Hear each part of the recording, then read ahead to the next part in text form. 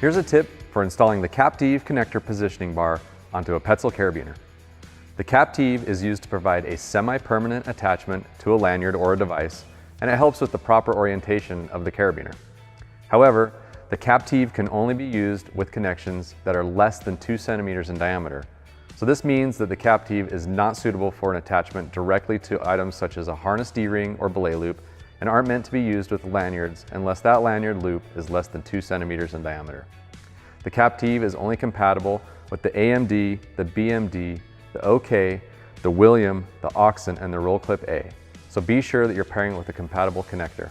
Before getting started, grab a number 1 posi drive screwdriver, as this is the only tool that you'll need to complete the installation. I'll be installing the AMD carabiner into a rig descender and then installing the CAPTIV onto the connector. Start by connecting the AMD carabiner onto the device and rotate it until the gate is facing away from the device.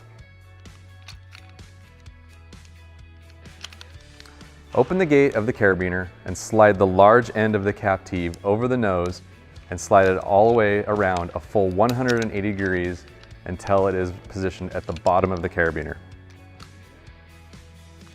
Next, pry open the small end of the CAPTIV and wrap it around the frame just below the hinge on the gate of the carabiner. Now you can install the screws using the number 1 posi drive screwdriver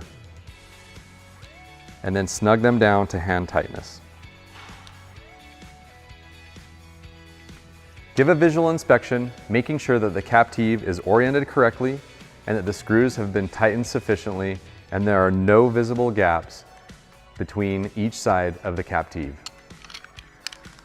This completes the installation process, but for additional information, tech tips, or instructions for use, please be sure to visit Petzl.com.